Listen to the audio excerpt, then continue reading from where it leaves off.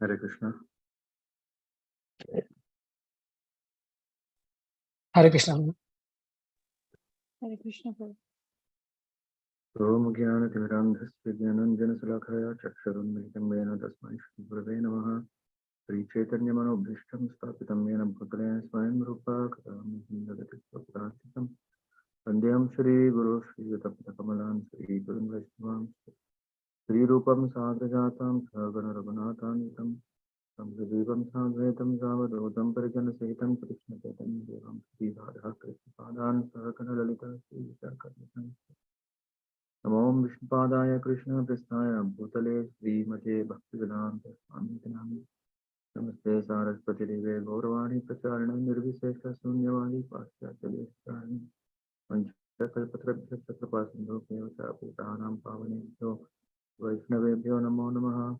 He Krishna Karuna Sindho Dinabandho Jagatpate Gopi Gopika Kanta Radha Kanta Namaste Sapta Kanchana Gaurangi Radhe Vrindavaneshwari Rishabhante Devi Pranamami Haripriye Jaya Shri Krishna Chaitanya Prabhu Nityananda Shri Advaita Gadadhara Vasadi Gaura Bhaktavan Hare Krishna Krishna Krishna Hare Hare Hare Rama Rama Rama Hare Hare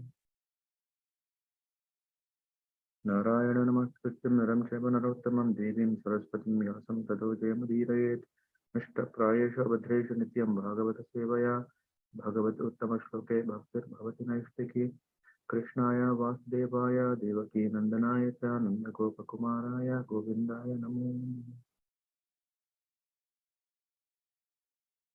Hare Krishna.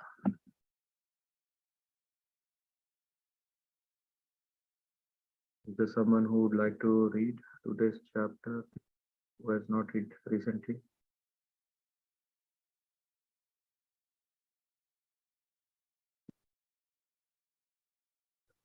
Hare Krishna Prabhuji. I can do it. Right? I think recently you have read that before vacation. Yes.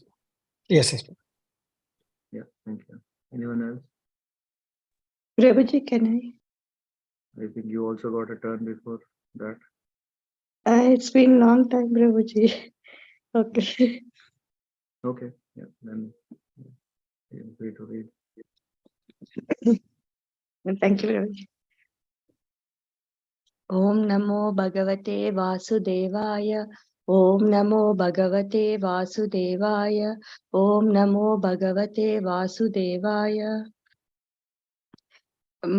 Maharaj Prthu becomes angry at the earth. Text 1. The great sage Maitreya continued. In this way, the reciters who were glorifying Maharaj Prthu readily described his qualities and chivalrous activities. At the end, Maharaj Prthu offered them various presentations with all due respect and worshipped them adequately. King Prthu, thus satisfied and offered all respect to all the leaders of the Brahmanas and other castes, to his servants, to his ministers, and to the priests, citizens, general countrymen, people from other communities, admirers, and others, and thus they all become happy.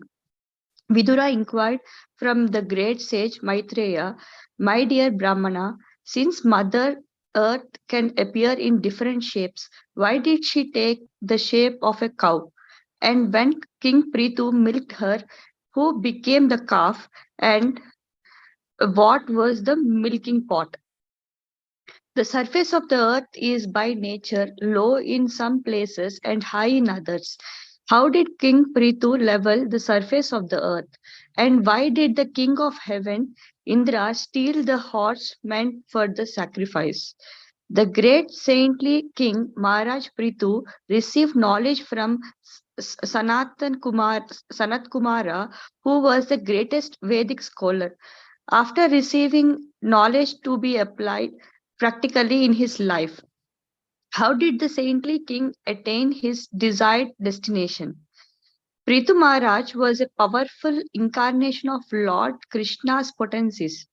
Consequently, any narration conquering his activities is surely very pleasing to hear, and it produces all good fortune. As far as I am concerned, I am always your devotee as well as devotee of the Lord, who is known as Adokshaja. Please, therefore, narrate all the stories of King Prithu, who is in the form of the son of King Veena, milked the cow-shaped earth. Sutta Swami continued, when Vidura became inspired to hear of the activities of Lord Krishna in his various incarnations, Maitreya also being inspired and being very pleased with Vidura, began to praise him. Then Maitreya spoke as follows. The great sage Maitreya continued, my dear Vidura, at the time King Prithu was enthroned by the great sages and Brahmanas and declared to be the protector of the citizens. There was a scarcity of food grains. The citizens actually became skinny due to starvation. Therefore, they came before the king and informed him of their real situation. Dear King, just as a tree with fire burning in the hollow of the trunk gradually dries up, we are drying up due to the fire of hunger in our stomachs. You are the protector of surrounded souls, and you have been appointed to give employment to us. Therefore, we have all come to you for protection. You are not only a king, but the incarnation of God as well. Indeed, you are the king of all kings. You can give us all kinds of occupational engagements, for you are the master of our livelihood. Therefore, O king of all kings, please engage to satisfy our hunger by the proper distribution of food grains. Please take care of us, let we soon die for want of food. After hearing the lamentation and seeing the pitiable condition of the citizens, King Prithu contemplated this matter for a long time to see if he could find out the underlying causes. Having arrived at the conclusion, the king took up his bow and arrow and aimed them at the earth, exactly like Lord Shiva, who destroys the whole world out of anger. When the earth saw the king Prithu was taking his bow and arrow to kill her, she became very much afraid and began to tremble. She then began to flee, exactly like a deer which runs very swiftly when followed by a hunter. Being afraid of King Prithu, she took the shape of a cow and began to run. You can scroll down for a bit. The cow-shaped earth ran here and there in outer space between the heavenly planets and the earth, and wherever she ran, the king chased her with his bow and arrows. Just as a man cannot escape the cruel hands of death, the cow-shaped earth could not escape the hands of son of Veena. At length, the earth, fearfully her heart,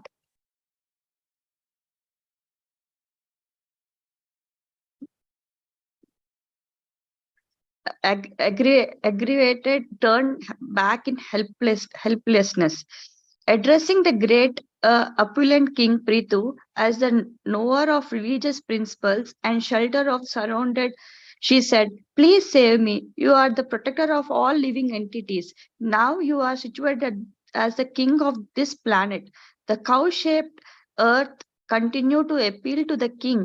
I am very poor and have not committed any sinful activities.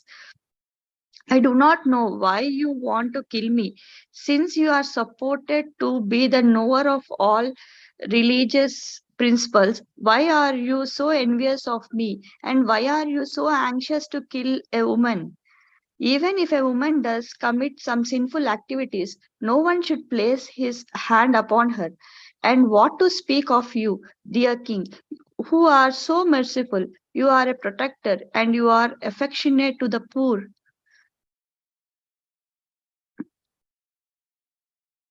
The cow-shaped continued, "My dear king, I am just like a strong boat, and all the paraphernalia of world is standing upon me. If you break me into pieces, how can you protect yourself and your subjects from drowning?" King Prithu replied to the earthly planet, "My dear earth, you have disobeyed my orders and rulings. In the form of a demigod, you accepted your share of yajnas we perform, but in return you have not produced sufficient food grains. For this reason, I must kill you. Although you are eating green grass every day, you are not filling your milk bag so we can utilize your milk. Since you are willfully committing offenses, it cannot be said that you are not punishable due to your assuming the form of a cow. You have so lost of your you have so lost your intelligence that despite my orders you do not deliver seeds of herbs and grains formerly created by Brahma and now hidden within yourself. Now with the help of my arrows I shall cut you into pieces and with your flesh satisfy the hunger striker citizens who are now crying for want of grains. Thus I shall satisfy could sat little one line before Prabhuji. Satisfy the crying citizens of my kingdom. Any cruel person, be he a man, woman, or impotent and eunuch, who is only interested in his personal maintenance and has no compassion for other living entities, may be killed by the king. Such killing can never be considered actual killing.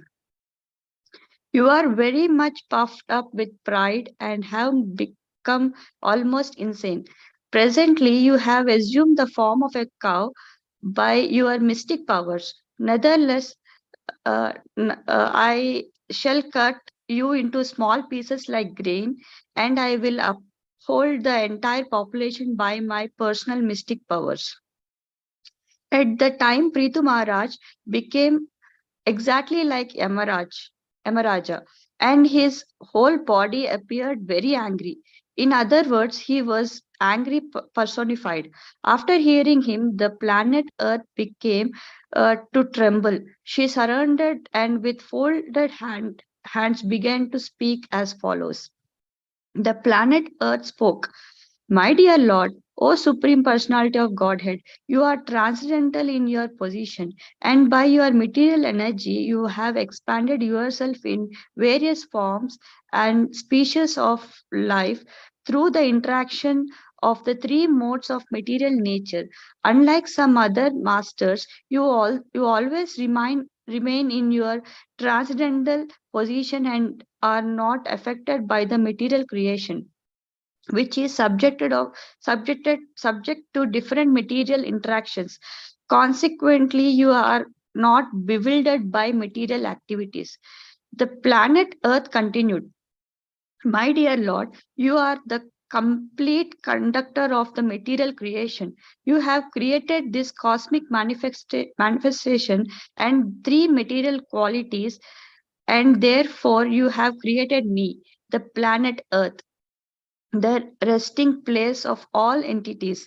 Yet you are always fully independent, my Lord. Now that you are present before me and ready to kill me with your weapons, let me know where I should go to take shelter and tell me who can give me protection. In the beginning of creation, you created all these moving and non moving living entities by your inconceivable energy. Therefore, through this very same energy, you are now prepared to protect the living entities. Indeed, you are the supreme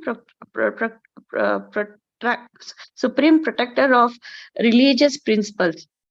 Why are you so anxious to kill me, even though I am in the form of a cow?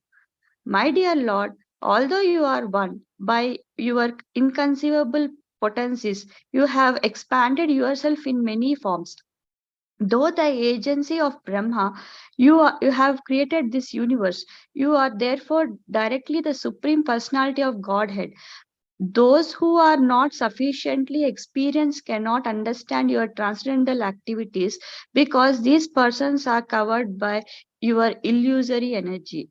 My dear Lord, by your own potencies, you are the original cause of the material elements, the performing instruments, the senses, the workers of the senses, the controlling demigods, the intelligence and the ego, as well as everything else. By your energy, you manifest this entire cosmic creation, maintain it, and dissolve it. Though your energy alone, everything is sometimes manifest and sometimes not manifest. You are therefore the Supreme Personality of Godhead, the cause of all causes. I offer my respectable obeisances unto you. My dear Lord, you are always unborn. Once in the form of the original boar, you rescued me from the waters in the bottom of the universe. Though your own energy, you created all the physical elements, the senses, and the heart for the maintenance of the world. My dear Lord, in this way, you once protected me by rescuing me from the water, and consequently, your name has been famous as Dharadhara, he who holds the planet Earth. At the present moment, in the form of great hero, you are about to kill me with the sharpened arrows. I am, however, just like a boat on the water, keeping everything afloat. My dear Lord, I am also the creation of one of your energies, composed of the three modes of material nature. Consequently, I am bewildered by your activities, even the activities of your devotees cannot be understood. And what to speak of your pastimes? Thus, everything appeared to us to be contrary and wonderful. Hare Krishna. Thank you very much. Hare Krishna. Thank you, Prabhuji, for giving this great opportunity. Very nice. Thank you. How did you find reading? Very interesting, Prabhuji. I didn't know this. And yeah, when reading itself, I feel like I'm into the scene and I can feel the Prith Maharaj and then God, Mother Earth conversation between them. And yeah, he's the incarnation of Lord Krishna, like itself. And yes, Prabhuji. Yep. Thank you very much. And yeah, I'm also quite eager to go through what Srila Prabhupada mentions about this. And yeah, if there are any questions, in the end, we can pick them up. So let me know if there are any questions from anyone up front.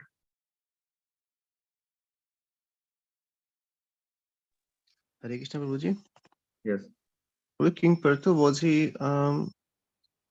he a Shakti Avesh avatar or No, we no? will know. There is one in this chapter. There is a mention by Prabhupada saying that he is one of the, he is incarnation of the king quality of the Lord. So Kshatriya Guna Avatar. There is no a term like that. I'm just saying that from what Prabhupada mentions is that Lord Prthu is the expansion or incarnation of the Lord, which is of king quality. Okay. So he's a living entity, na? Then, but he was No, he is no? not a living entity. He is the Okay. incarnation of the Lord. Okay, Prabhuji. Okay, fine. Thank you. Okay. Om Namo Bhagavate Vasudevaya. Om Namo Bhagavate Vasudevaya. Om Namo Bhagavate Vasudevaya. So this chapter is coming after the bards, after the sages, after his ministers were glorifying him profusely, immensely, after the coronation, after the gifts that were given. phrases went. Last week we were discussing about that, if you remember. And in conclusion, so of that chapter, there is this predictions also are said, where one of them is the milking the earth. So we will try to understand what is this all about, milking the earth. We know that earth is not a cow, and but here we say that milking the earth, how is it? And this chapter can throw some light on that. So the opening is that Prthu Maharaj is quite satisfied with the bards after being glorified by them, and in exchange, Prthu Maharaj has given gifts and respected all who came, and he offered his respect that is mentioned in this chapter, where he is appreciating everyone, and he was appreciating the Brahmanas, he is appreciating the Kshatriyas, Vaishyas, Sudras, ministers. So all class of men are respected by the king, and in purport, Prabhupada is mentioning about the importance of such a system, where he comes to see that, okay, then after all these respects that are offered to all, then it's all nice, right? So when Suta Goswami is narrating, or Maitreya Rishi is narrating to Vidura about this, then all of a sudden, then Vidura is asking some series of questions here, because Vidura is ever eager to know the glorious pastimes of the Lord and his devotees. And Maitreya Rishi also is a devotee. So Vidura and Maitreya both are being devotees. They are ever eager to discuss the subject matter of the spiritual, transcendental subject matter of the Lord. So here we see the questions are as follows, where it says, why did the earth take the form of a cow? And actually, who becomes the calf, and what was the milking pot while Prthu was milking the earth? This is the question. Who becomes the calf? Who became the calf, and what was the milking pot? And how did Prthu make the uneven earth flat? Why did Indra steal the sacrificial horse? What destination did Prthu attain after receiving Gyan and Vigyan from Sanat Kumar? And then he's asking, narrate all the glorious topics of King Prthu, which are very pleasing to hear. Sushravana, and produce all good fortune, punya. So, in this connection, Prabhupada gives the importance of, in the fifth text, he says, the great sage, because Vidura is asking, what destination did Prthu attain after receiving Gyan and Vigyan from Sanat Kumara? We know that Sanat Kumara is one of the 4 Kumaras. And in this, Prabhupada is giving that very, very important, very, very, very important message. What is that? That there are 4 Vaishnava Sampradayas of disciplic succession. And what are they? Brahma Sampradaya, Rudra Sampradaya, Sri Sampradaya, and Kumara Sampradaya. And as King Prthu has illustrated, one who is serious about receiving transcendental Vedic knowledge from must accept a guru. So this is very, very important. It's not like, okay, we can acquire knowledge, we can acquire some mercy, some grace, but success is very much depending on, are we on the right path? Are we taking right shelter? It's not that, and Prabhupada is giving that one should accept a spiritual master coming in one of these 4 sampradayas. Otherwise, what? Otherwise, what will happen? It is said that unless one accepts a mantra from one of these sampradayas, the so-called mantra will not act in Kali Yuga.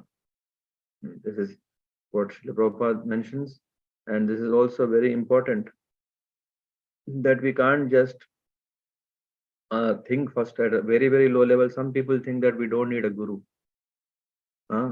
Or we think that, okay, yeah, guru is needed, and does it really matter to check really such a disciplic succession? No.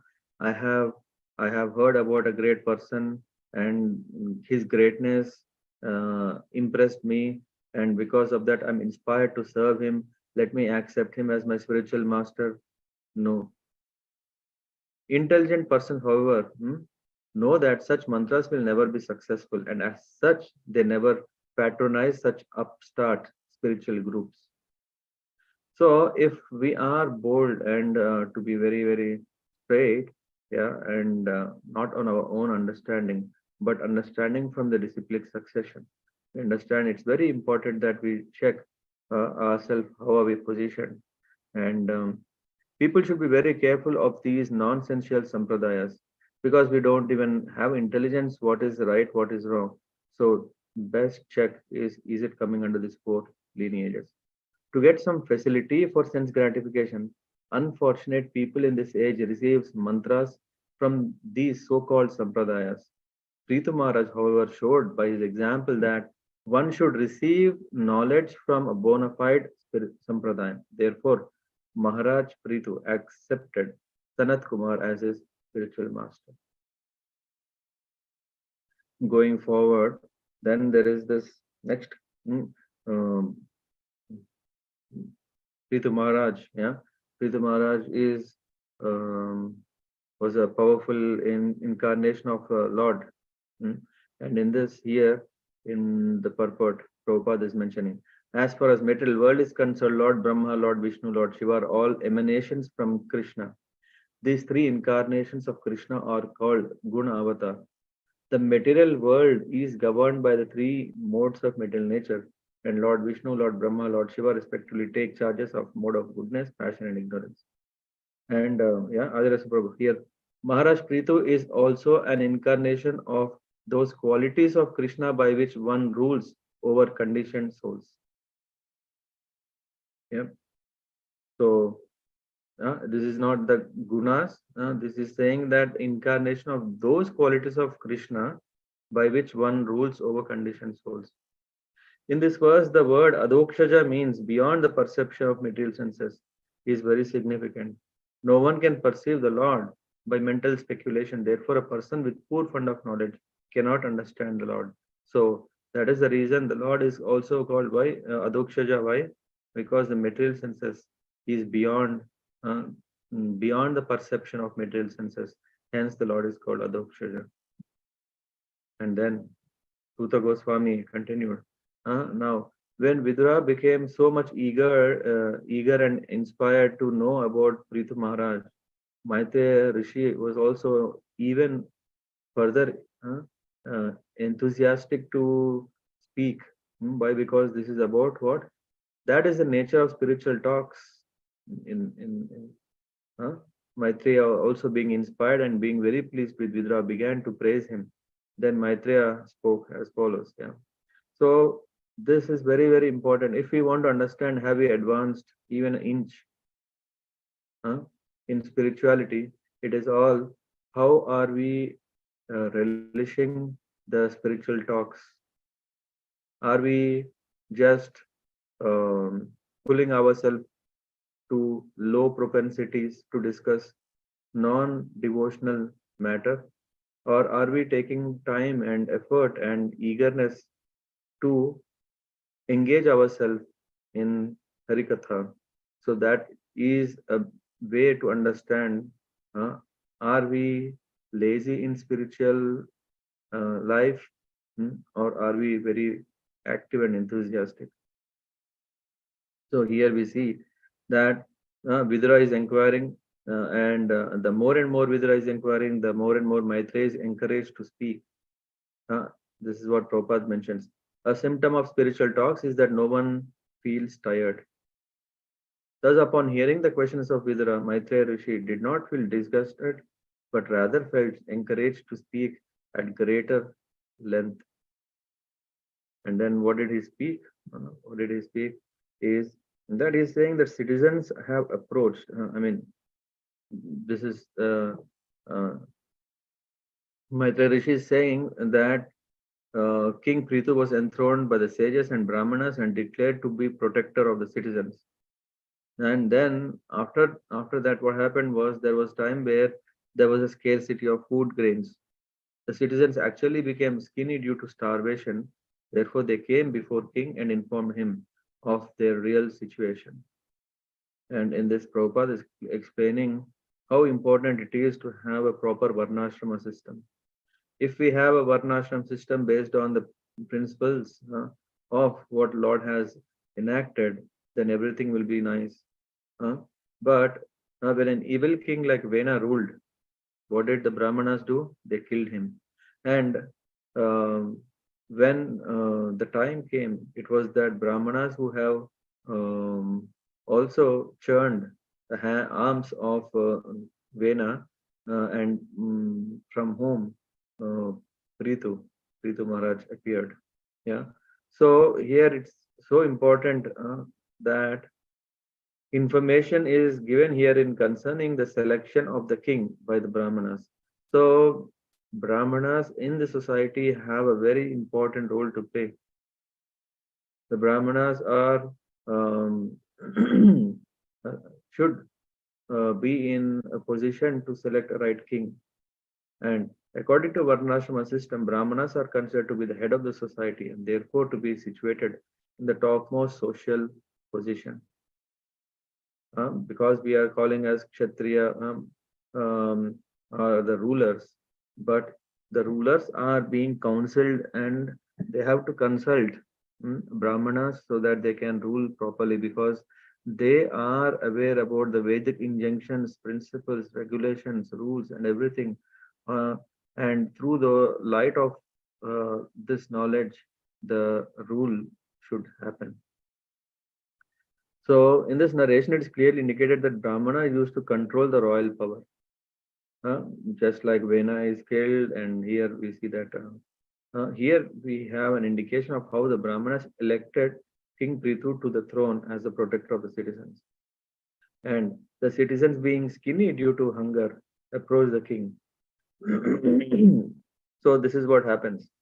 The structure of Varnashrama's dharma was so nice that Brahmanas would guide the head of the state.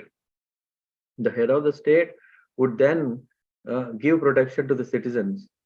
The Kshatriyas would take charge of protecting the people in general, and under the protection of Kshatriyas, the Vaishyas would protect the cows, produce food grains, and distribute them. And Shudras, the working class, would help the higher three classes by manual labor. This is the perfect social system. So that's what so the citizens approached, and what did they say? They start saying that we are suffering from great hunger and have come to take shelter of you. We want to take shelter of you who are a worthy shelter. Sharanyam, the master of our livelihood, Vritti Kara Patirna, and the protector of the citizens, Lokapala. Therefore, please arrange to satisfy our hunger. And then, so it is the duty of the king to see that everyone in the social order, Brahmana, Kshatriya, Vaishya, Shudra, is fully employed in the state. Unemployment is a state of a chaos where the king is not able to engage everyone properly in the maintenance of the state. Prabhupada mentions, just as it is the duty of the Brahmanas to elect a proper king, it is the duty of the king to see that all the Varnas, Brahmana, Kshatriya, Vaishya, and Shudra, are fully engaged in their respective occupational duties. It is here indicated that although people were allowed to perform their duties, they were still unemployed, even in this case. And that is the reason when people are perplexed in this way, they should approach the head of the government, just like the people of the citizens have approached their king and the president, or king should take immediate action to mitigate the distress of the people. So, and then after hearing Prthu Maharaj was, yes, let me do something. No, he was really contemplating what can be the real root cause.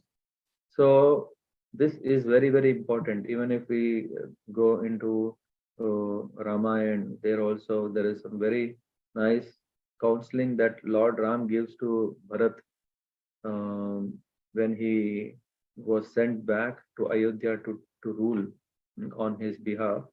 At the time, Bharat is also trained that he should be very, very swift to solve problems. It's not like, okay, he can take any number of years to solve a problem. He should be very swift, but also very apt. Swift and apt. And here, King took long time. This meant for a long time he was thinking if he could find out the underlying cause. So until one finds the real cause, doing anything is only disturbance. In today's world where we are living, we can take any example and we can see how immature actions can lead to unimaginable consequences. Just for a matter of, we can take plastic. Plastic, now we are saying zero carbon, no plastic and all these things. But it was it that God has given such a piece of plastic? Did the God say, hey, yes, use it? No. It is people who have dug deep and brought it out and started making all kind of creative things, which is in the end harmful. In that way, we can take any example. So it's very, very important that the whole country or the whole world should have a proper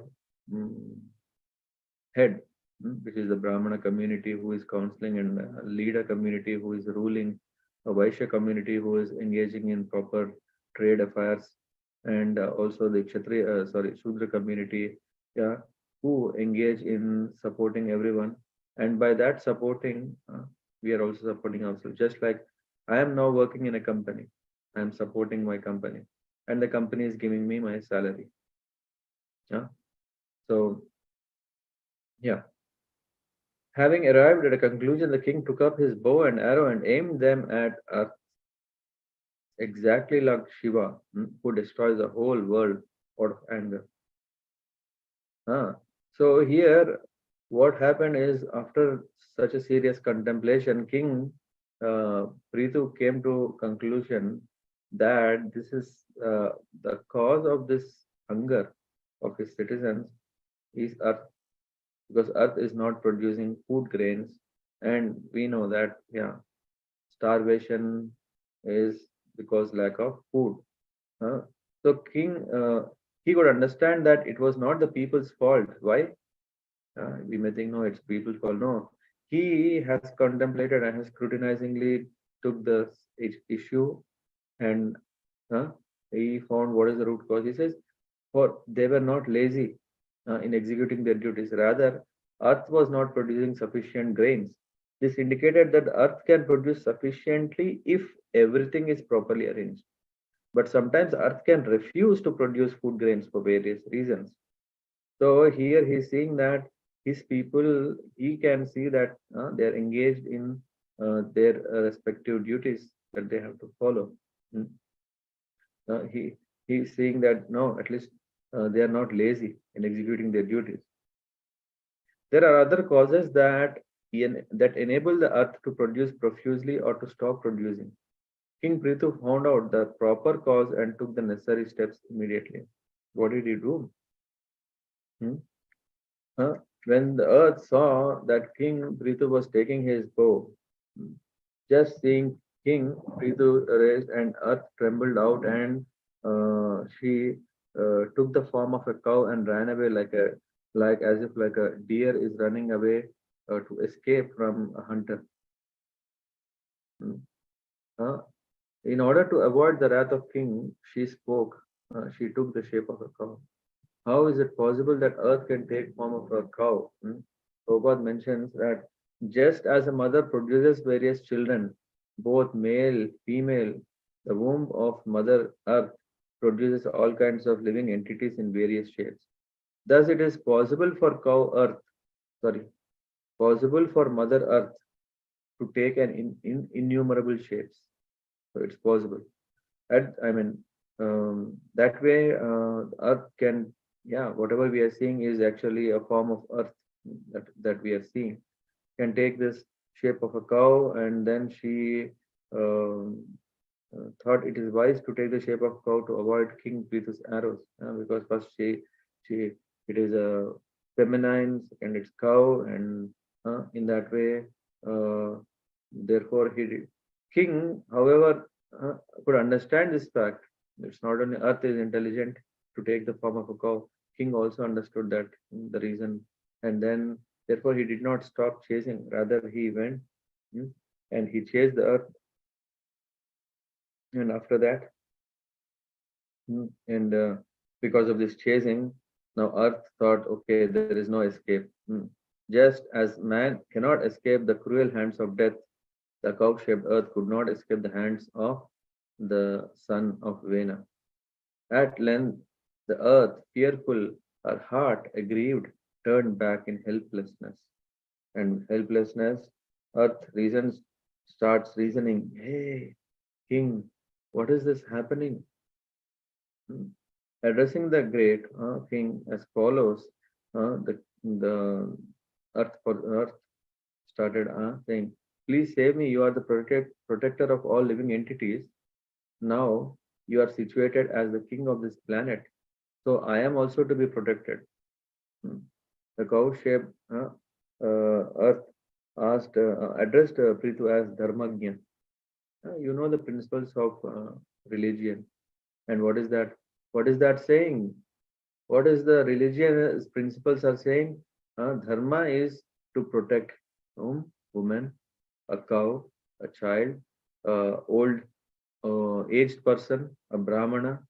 They must be given protection by the king, or else they should be given protection at all times. So this is what. And Earth took the shape of a cow. She also is a woman. Thus, she appealed to king as one who knows the principle of religion. That's why Dharmagya. What is this? Are you doing right? She reminded king that not only was he an incarnation of God, but he was situated as king of earth as well. Why she was addressing as king? Rather, we'll come to that in another purport. Prabhupada mentioned. So I'm very poor and have not committed any sinful act. I do not know why you want to kill me. Since you are supposed to be the knower of all religious principles, why are you so envious of me, and why are you so anxious to kill a woman? So Earth is saying two ways. One is that you know religious principles and cannot kill anyone who has not committed sinful activity. I have not committed any sinful activity.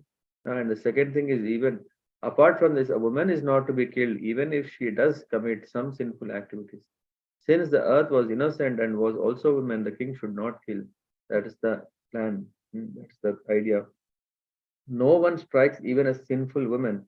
What to speak of you who are so merciful and affectionate to the poor? And then I'm like a strong boat, and she's saying, hey, by doing that, what kind of harm are you doing? Not only to me, you're doing a harm to yourself, and you're doing a harm to your people. How? If you break me to pieces, how can you protect yourself and your subjects from drowning? Yeah, when the planet is broken into pieces, all the living entities get destroyed, or they fall into what? Garbha ocean. Yeah. So in the purport, Prabhupada is mentioned, if a planet is destroyed, it must fall into the water of Garbha. The earth therefore warned King Prithu that he could gain nothing by destroying her. Indeed, how would he protect himself and his citizens from drowning in the Garbha ocean? In other words, outer space may be compared to an ocean of air, and each and every planet is floating on it just as a boat or island floats on the ocean. Sometimes planets are called dvipas or islands, and sometimes they are called boats. Thus, the cosmic manifestation is partially explained in this reference by the cow-shaped earth. Then King Prthu replied to earth, what are you saying? What are you saying? You have disobeyed my orders and rulings. Huh? In the form of a demigod, you accepted your share of yajna we performed. But in return, you have not produced sufficient food grains. For this reason, I must kill you. So, Prthu Maharaj is explaining or actually saying the reason why he got very angry, and it's justifiable, and the act that he wanted to kill is justifiable. So, thus she here, besides, she pointed out that being perfectly religious, the king could not violate the principles. In reply, Maharaj Prthu informed her that first of all, she has disobeyed his order, so which means conducting sinful activity. Secondly, he accused her of taking her share of yajna and not producing sufficient food grains. Although you are eating green grass every day, you are not filling your milk bag, so we can utilize so that we can utilize your milk. So your milk is not there. Since you are willfully committing offenses, it cannot be said that you are not punishable due to your assuming the form of a cow. And I think it's next purport. A cow eats green grasses in the pasture of and fills her milk bag with sufficient milk, so that the cowherd men can milk her. And what does this all milking business is? It is yajnas are performed to produce sufficient clouds that will pour water over the earth. The word paya can be referred both to milk and to water. As one of the demigods, earthly planets was taking her share in the yajna. She was eating green grass, but in return she was not producing sufficient food grains. That is, she was not filling her milk bags. I mean, this is a kind of analogy. Prthu Maharaj was therefore saying, yeah, you have committed offense and justified his situation. And then you have so lost your intelligence. Despite my orders, you did not deliver the seeds of herbs and grains formerly created by Brahma and now hidden within yourself. So you are not doing your service properly. Now with this arrow I shall cut you into pieces, and with your flesh satisfy the hunger-stricken citizens who are now crying for want of grains. In this regard, Prabhupada explains about meat eating business. The meat eating, is it allowed, not allowed? Here he says that when there is sufficient food grain, the government should not allow the eating of cow's flesh just to satisfy the fastidious tongue. In other words, in rare circumstances, when people are suffering for want of grains, meat eating or flesh eating can be allowed, but not otherwise. The maintenance of slaughterhouses for the satisfaction of tongue and the killing of animals unnecessarily should never be sanctioned by a government. Now, even if we might see that this government is doing its best, but is he able to stop this? If not, it still has to do a lot. As described in previous verse, cows and other animals should be given sufficient grass to eat. If despite a sufficient supply of grass, a cow does not supply milk, and if there is an acute shortage of food, then what happens? The dried up cow may be utilized to feed the hungry mass of people. According to the law of necessity, first of all, human society must try to produce food grains and vegetables, but if they fail in this, they can indulge in flesh eating, otherwise not. As human society is presently structured, there is sufficient production of grains all over the world. Therefore, the opening of slaughterhouses cannot be supported. And now come to the point. In some nations, there is so much surplus grains that sometimes extra grains is thrown into the sea, and sometimes governments forbid further production of grains. So there's abundant production. It's not like the earth is not supporting. It's not. No, it's producing. The conclusion is that earth produces sufficient grains to feed the entire population. So it is not that no, there is a scarcity of food, but the distribution of this grain is restricted due to trade regulations and a desire of profit. Consequently, in some places there is scarcity of grains, and in other places profuse production. If there were one government on the surface of earth and to handle the distribution of grain, there would be no question of scarcity, no necessity to open slaughterhouse, and no need to present false theories about overpopulation. People say, hey, this is overpopulation problem. No, population is there because of man-made regulations, man-made policies mm, in terms of trade and business. That's why we are in this problem. And then Prthu Maharaj is saying any cruel person, whether it is man, woman, or eunuchs, who is only interested in his personal maintenance and has no compassion for other living entities, may be killed by the king. Such killing can never be considered actual killing. And Prabhupada gives very nice purport on this matter. That king is not actually killing. Actually, king is doing what he is doing best. And as far as the field of spiritual activities is concerned, when a devotee is self-satisfied and does not preach the glories of Krishna, he is not considered a first-class devotee. Yeah, usually we see that, someone is spiritually advanced. When a devotee is self-satisfied, that he understands the essence is to sit in a place to do japa non-stop and to absorb ourselves. That Prabhupada is saying is not first-class devotee. A devotee who tries to preach, who has compassion upon innocent persons who have no knowledge of Krishna. Even if he has no knowledge of Krishna, but if he is preaching, he is a superior devotee. In his prayer to the Lord, Prahlad Maharaj said that he was not personally interested in liberation from this material world. Rather, he did not wish to be liberated from this material condition until all fallen souls were delivered.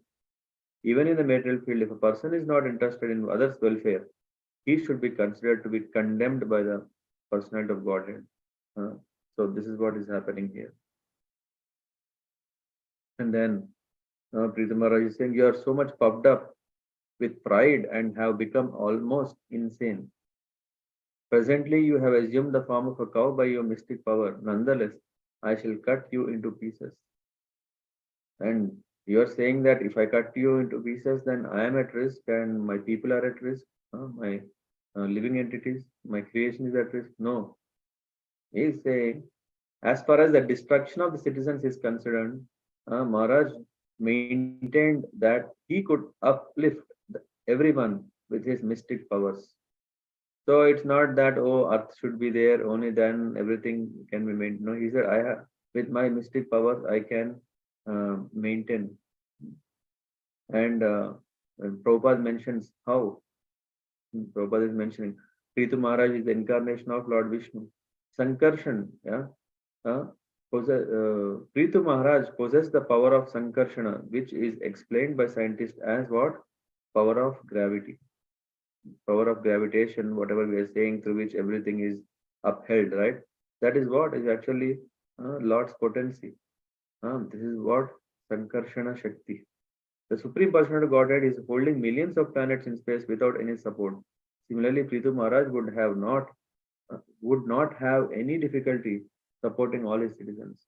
The Lord is known as Yogeshwar, master of all mystic powers. Consequently, the planet Earth was informed by King that she need not worry about his standing without her help. Sometimes we say, I am Shakti. So, planet Earth, Bhudevi. How about here? So you are indeed depending on me? No. Lord is saying I can always be independent. Even to maintain, I can maintain with my mystic power. And then after this, now the earth understood her position further and just simply surrendered. And at this time, Prithu Maharaj became extremely exactly like Yamaraj, and his whole body appeared very angry. In other words, he was anger personified. After hearing and seeing all this, the earth trembled and then surrendered with folded hands and began to speak as follows. And Prabhupada mentions here in the purport that Lord met, so he gives the example of Hiranyakashipu, uh, and also a lesson for us. Faithless unbelievers who challenge the appearance of God will be delivered by the Supreme Lord when he appears before them as a death. Means for non-devotees, Lord appears in the form of death. Hiranyakashipu, for example, challenged the authority of the Supreme Person of Godhead, and then Lord met him in the form of Nrsimha and killed. Similarly, the planet Earth saw Maharaj Prithu as death personified, and she also saw him in the mood of anger personified. Therefore, she began to tremble. So it's very important, yeah, how to approach the Lord. Is it by servitude or challenging mode? No. So one cannot challenge the authority of the Supreme Personality of Godhead in any circumstance. It is better to surrender unto Him and take His protection at all times. And then her offers prayers now. She starts glorifying the greatness of the Lord, yeah, because indeed Prithu Maharaj is incarnation of Lord, and she is saying he's empowered incarnation of the Supreme Lord, and in order to pacify his anger, she now uh, uh, presents herself as part and parcel of Lord's gigantic creation. So here, Mother Earth is worshipping King Prithu as sub maintainer of the his universal form through which he is maintaining everything. She is offering, I offer respect to you, the transcendental Lord, who expands in many forms and species, including me, by his material energy. As the universal form are composed of Gunatmane, always remain transcendental. Swarupa Anubhava are unaffected by the waves of material existence. Nirdhuta Vibhramor Maya. So then Prithu Maharaj might say, if that is so, then according to your own words, I have no attachment for you. Thus I can kill you. Because she herself is saying that you are the one who is maintaining everything. I am also part of your maintenance. You, the independent Lord, have created me. The resting place of all living entities, where everyone is resting. And now you are trying to kill me. Other than you, who can be my shelter? You created all living entities by your inconceivable energy, and you are now maintaining and protecting them. You are also a strict follower of Dharma, so how can you be so anxious to kill me? And then are you saying then no, your activities cannot be understood? Is also whatever you're doing, I'm not able to understand. You are what is that? Dharadhara. And addressing by that, she reminds that yeah, you are the incarnation of Lord. Who are you? You are Varaha Dev. You yourself came once to uplift and to protect me. She's saying your energies. I offer my respects to you who create, maintain, and dissolve the universes by your energies of ahankar, intelligence, bodies, senses, and sense devatas. You possess great, uh, but mutually contrary energies. So one is protecting, one is destroying. It's not like only one energy. You have both energies, and both are um, kind of a contrary, not a conflicting, but contrary energy. So in that way, she is glorifying the greatness of the Lord, and then she is saying, in the beginning of creation, in the beginning of creation, you created all these moving and non-moving living entities by your inconceivable energy. You are the supreme protector of religious principles. Why are you so anxious to kill me, even though I am in the form of a cow? So in that way, the planet Earth urges that there is no doubt that one who creates can also annihilate by his sweet will. The planet Earth questions why she should be killed when the Lord is prepared to give protection to everyone. After all, it is Earth that is the resting place of all living entities, and it is the Earth that produces grains for them. Noonam. And then, no, Lord, although you are one, by your inconceivable potency, you have expanded yourself in many forms. Through the agency of Brahma, you have created this universe. You and therefore directly the supreme. Sorry, you are therefore directly the supreme person of Godhead.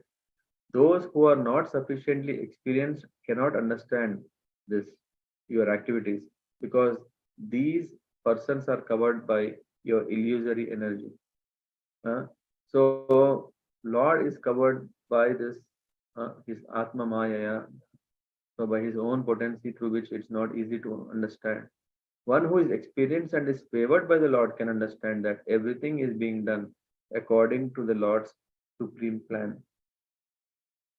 And um, then here, as I said, Lord is addressed as Dharadhara, right?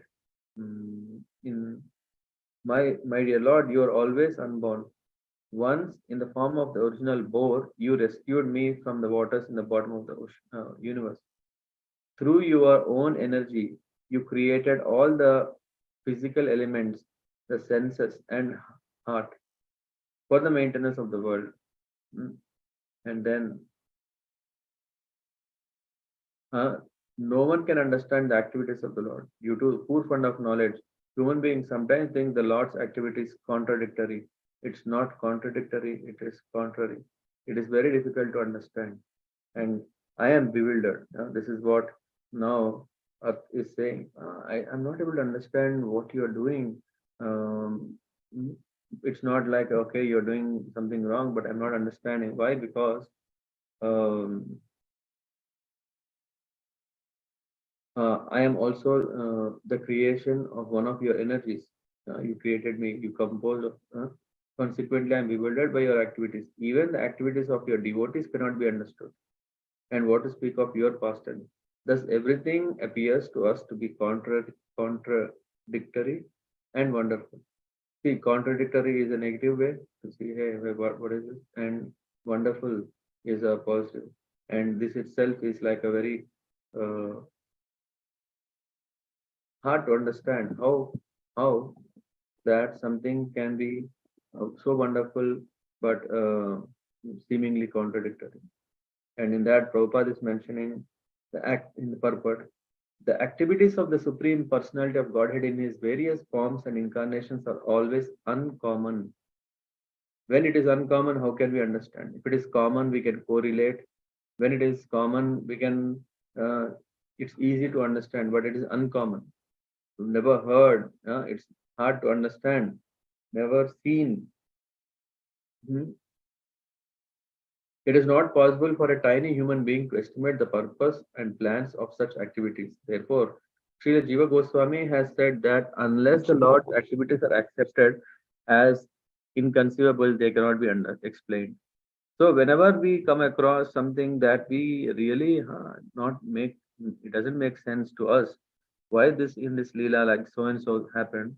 The thing is that uh, because it's inconceivable, we cannot conceive the glories. Just like if someone is playing chess, if we are playing chess, uh, we may not be able to understand the moves of the other person, the plans of other person. Just imagine if you are God, then you know what is the other opponent is going to play. Why is he playing like that? Uh, so it all is conceivable based on one's potency, and we are very tiny. In that sense, we don't have that much ability, capacity. But the Lord is eternally existing as Krishna, the Supreme Personality of Godhead in Goloka Vrindavan.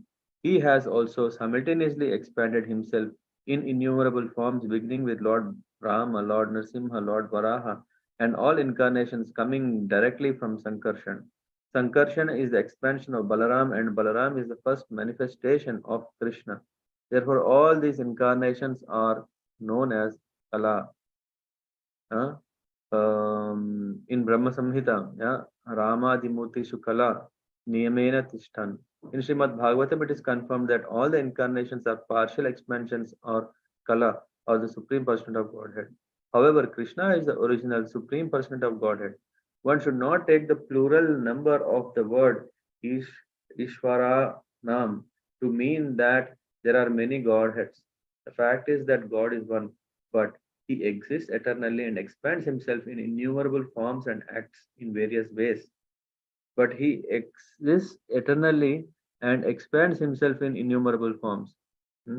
Sometimes the common man is bewildered by all this and considers such activities contradictory, but they are not contradictory. There is a great plan behind all the Lord's activities. For our understanding, it is sometimes said that the Lord is situated in the heart of thief as well as in the heart of householder, and that the super soul in the heart of a thief dictates, go and steal things from that particular house. And at the same time, Lord tells the householder, now be careful of thieves and burglars. These instructions to different persons appear contradictory. Yet, we should know that the super soul, the Supreme Personality of Godhead, has some plan, and we should not consider such activities contradictory.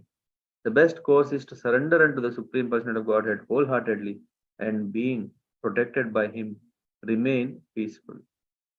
Thank you very much.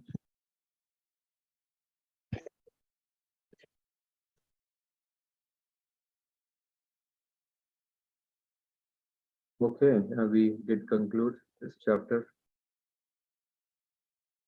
Are there anything anyone want to share? Comment? Have any questions?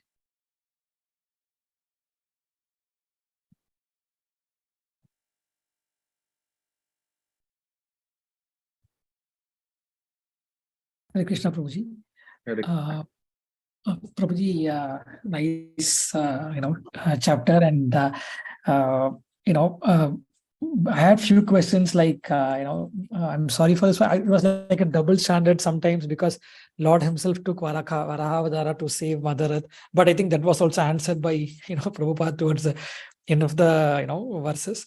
So should we assume, Prabhuji, that no matter how close you are to the Lord, in case you are not performing your duties, you will be, punished. If you perform your duties, you will be properly rewarded.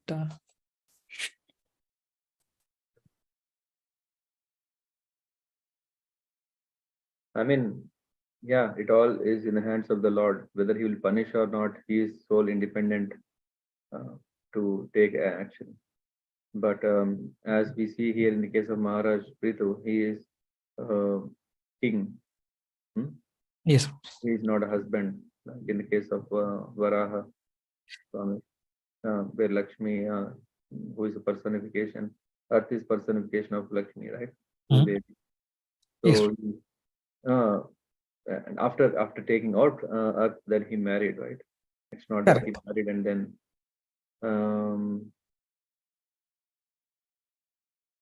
As last example that Prabhupada was giving about a thief and a householder, dealings of the Lord with his devotees are very, very unique. The way that he inspires you, the way that he facilitates you, the way that he maintains you, the way that he corrects you is unique. Yes, Prabhuji.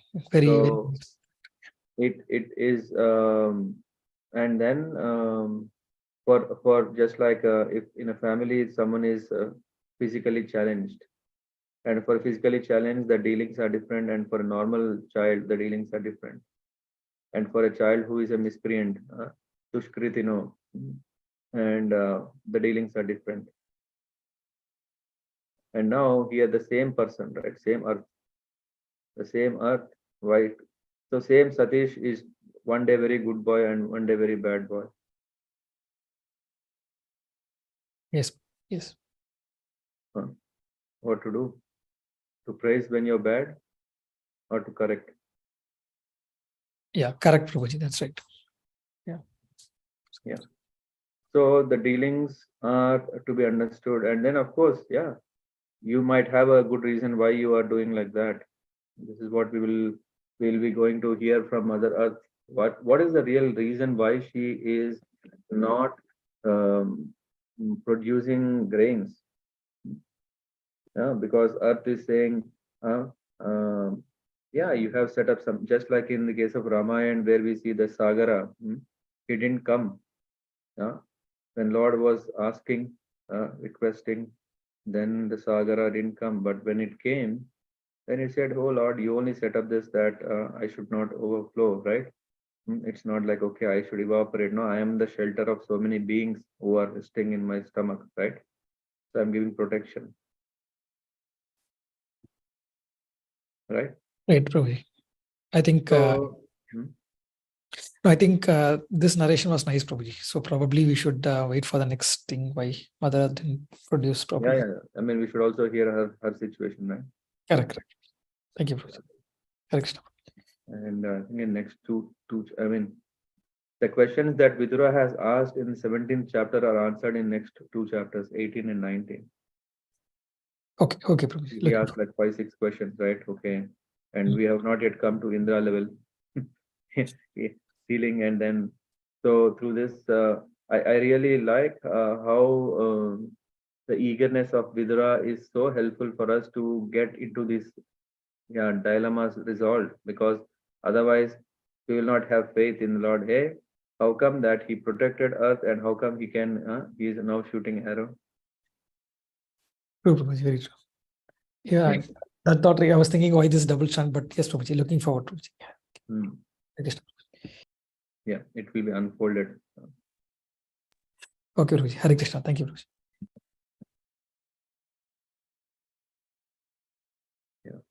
Anyone else have any questions? Hindu Mataji, how is it with your chapter of the day? Yes, Prabhuji, very nice. Thank you, Prabhuji. So much essence is there when Prabhupada is elaborating what is that. Otherwise, it would be just a dialogue between the king and earth. That happened, this happened. But the purpose that Prabhupada provides, he helps us to understand how to relate that to today. What is the role of Varnashram? What is the role of a king? So those things, and what is the supreme position of the Lord? Hearing from earth. We are stepping every moment on earth, right? Isn't it? We are we are so much depending on earth, means earth is definitely very, very great. And such earth is glorifying the Lord.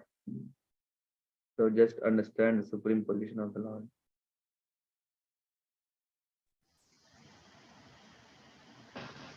Hare Krishna. Hare Krishna, Prabhuji. Hare Krishna.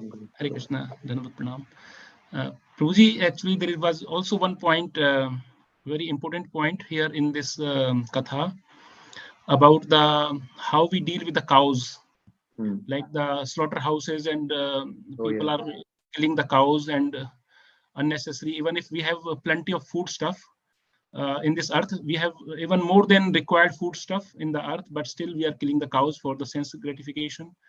And actually, Prabhuji, during our Simhachalam trip, we were very lucky and very fortunate that His Holiness Bhakti Raghav Maharaj was there in Simhachalam, and he is also heading the ministry of Varnasrama, Daiva Varnasrama, and Maharaj is making a world tour and for the awakening people about Varnasrama system and cow protection. And in the lecture of Maharaj, he said that cow protection is the core of our movement. Because Lord himself is the Go Brahmana Hitayache, And Maharaj told a lot of things about cow protection, and that we have enough food stuff, still we are killing the cows. And until we create the Brahmanical culture, we cannot progress in bhakti. We have to create the Varnashrama system, Brahmanical culture, then only we can progress. Otherwise, if we go in this way, it is difficult. And this was very good, Prabhuji, to understand from him directly, because he's leading this whole movement and taking a focus on this. Yeah, a lot of things were discussed. I think it was very good lecture. How the food stuff is very important, and the cow milk which we are drinking, it is coming from the exploited cows, not from the natural cows, because they are putting injections. They are making impregnation of the cows by injections. They are not having natural pregnancy. The cows don't have, because nobody like the bull. They want only the cow for milk, and they want to use the. So these topics were discussed, and very important discussion was there. So yeah, and today Prabhupada also actually mentioned about it. Yeah. If you or others are interested, there is a very nice book about cow,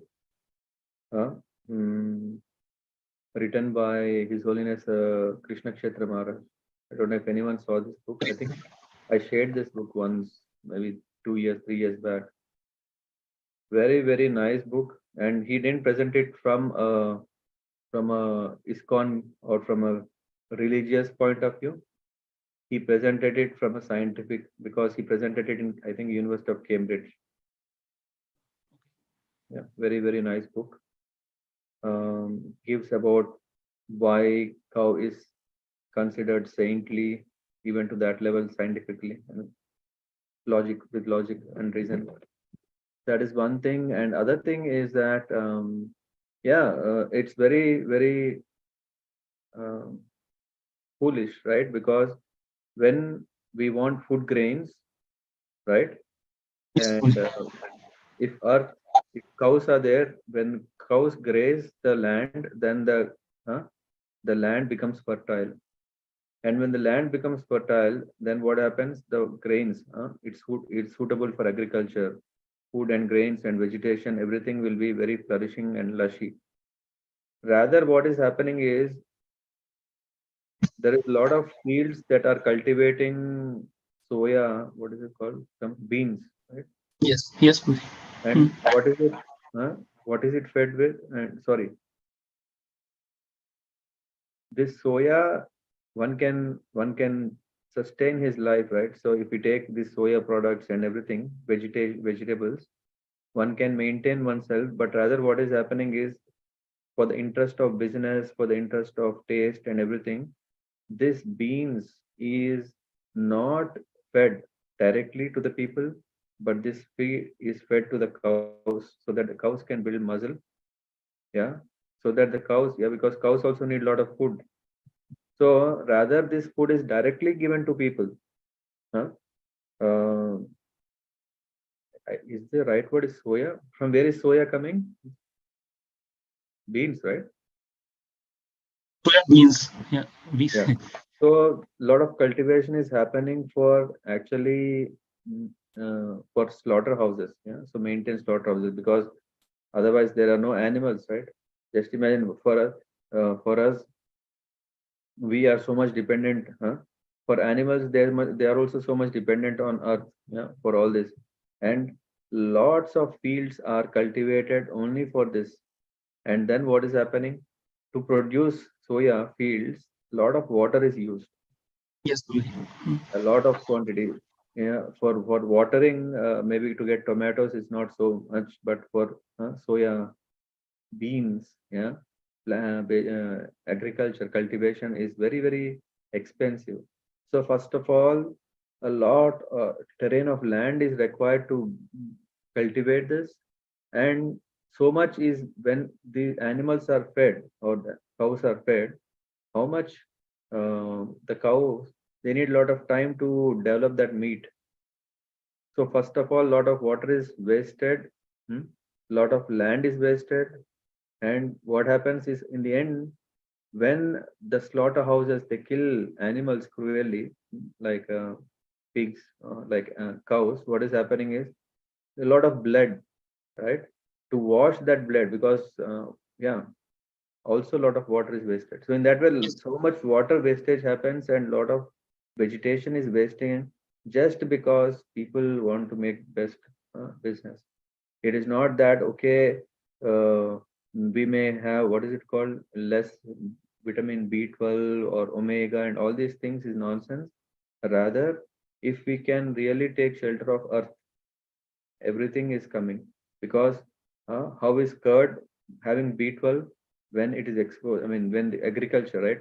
Whatever the cows are eating, if it is proper natural, then this goes into the milk and this comes into curd. In that way, everything is sustained, maintained by a proper cow farming, based on Vedic, as you said, not Yes. by impregnation or not by artificial or giving hormone injections to produce more milk. Yes. So, yeah, thanks for bringing that. Yes. Very important. Prabhuji, one thing, actually, you also given a lot of insightful points about this topic. And Prabhuji, this book is available as a soft copy or it's only Yeah. hard copy? No, it's available soft copy. It's also not Can very we good get book. it? I will. You can. I'll also search, but you can search for. No, let me search and send you. It is in, I think, University of Cambridge or somewhere. You can, or you can even visit. No, you can visit Maharaj website. Okay, Prabhuji, yes. In his website, you can download. Very nice. Yeah, it's very important. Yes, and Prabhuji, one point also which His Holiness Bhakti Ragam Maharaj told in the Katha was that he told, not in the main Katha, but I think in the main Katha or in the discussion section maybe, he told that Prabhupada has instructed that 20% of the each Śrīmad-Bhāgavatam Katha in all the ISKCON temples, in all what ISKCON devotees are doing, 20% content of the Katha should be focused on the Varnashram system. This is the instruction which His Holiness Bhakti Ragam Maharaj also told in the Simhachalam, and people don't know actually about it. So Prabhupada said that we should concentrate at least 20% of the each Katha should have focus about this aspect of the Varnasrama system. Unless we have the Varnasrama, unless we have Brahmanical culture, we have the balance of society, practicing bhakti is difficult. So yeah, it's very, very important. And what happens sometimes, Omkareshwar Prabhu, is when we are speaking about Varnashram system, people coming from Indian background, they may think that Varnashram system is topmost. So when we are speaking, I mean, as all of us are here, I'm just also telling the importance of Varnashram system is very, very high, so that we can have a religious, what do you call, foundation. Otherwise, as Arjuna is saying, Varna Sankara and all these things are happening, will happen. yes. But we should also understand that when we are telling to someone about the Varnashram system, we also are definitely telling the superior position of Bhagavad Dharma. Right. If we tell only Varnashram Dharma, people will think, oh, I am so great that I belong to this. Let me become a great caste. You know what this caste feeling, religion, I am Vaishya, I am Kshatriya, I am Kshatriya. Rather than that, still an understanding is we should use this as foundation, but actually be very, very focused on service. So these two things, when we say, then it's a correct package. Yeah. Yes, exactly. Yes. Yes, Prabhuji. The main problem currently, Prabhuji, in our whole society, that this Varnasrama system we have misunderstood actually. We are thinking by birth. This is the whole problem. Because Bhagavan says, Gun Karma Vibhaga says. So we are thinking by birth. And this is the main disconnect. Yeah. That itself is a big problem. And another problem is, even if we don't know by birth what are we, but if we slowly start associating ourselves that I belong to this Varna or Ashram, then what is happening is that we may think, no, I am this. Rather, all these ashramas are for what? To serve the Lord. So I am in this ashram, taking shelter of this ashram or Varna to do what? To actually engage in the service of the Lord based on principles. So that, yeah, thank you. Yes. In Śrīmad-Bhāgavatam, Prabhuji, in one of the, I heard somewhere that it's written the purpose of each Varnashram system is whatever Varnashram system we are, the purpose is to to please the Lord Hari. Sam Siddhim Haritoshanam. This was a very nice line. I remember, Sam Siddhim Haritoshanam. So this is the final goal of the Varnashram system. Yeah. Yeah, thanks. Because we cannot neglect Varnashram. At the same time, we cannot take Varnashram as the topmost. So we need to have right understanding of Varnashram. Thank you so much, Prabhu. Thanks for bringing up. Yeah, because this I have understood by hearing to discussions about how important is this, how important is that. And yeah, I was also in the impression, okay, Varnashram system is very important. There are also references that Prabhupada has given and everything. And yeah, when I was personally in situations where His Holiness Kadam Kanan Maharaj was dealing, and even he has given in his own classes, this is the essence of that if one is able to maintain a long-term devotee life, where if he is prioritizing himself in devotional service, yeah, where if he is genuinely doing that, that if he has come to that level, then he may not have to rigidly follow Varnashram system. But because we are not at that level, so we have to still take support of Varnashram. So that is so Varnashram system and Daivi Bhagavad system is here. Yes, Guruji. Yes, you are right, Guruji. Actually, from this I remember, because in ISKCON they don't say it Varnasrama ministry or Varnasrama system. They say Devya Varnasrama. So now I understand, when you explain this. Now I understand why they use the word Devya. Yeah. Because what happens is in Prahlad, in Bhagavatam, we call Asuri Varnashram. Asuri Varnashram, because even Hiranyakashipu, when he was ruling, there was also families. Yeah, it's not that there was no ashram at all. Asura Varnashrama means typically that there is also grihasthas, there also whatever. Everything is materialistically inclined, how I can benefit best out of the situation, how to be just asuras like. So that's why there is Daivi Varnashrama and also Asura Varnashrama. When we don't take to Daivi Varnashrama, automatically we are in Asura Varnashrama. Yes, thank you so much, Prabhuji. Actually, this was in my mind, this question, why they are using word Devya Varnashram, why not only Varnashram? And now you solved my question, actually. You clarified my doubt. Thank you so much. Yes, Hari Bol. So, anything anyone else want to add? Otherwise, we can close the call. And thank you very much. Vanchakalparabhyascha kripa sindhubhya vacha patitanam pavanebhyo vaishnavibhyo namo. Canto Śrīmad-Bhāgavatam ki jai. Srila Prabhupada.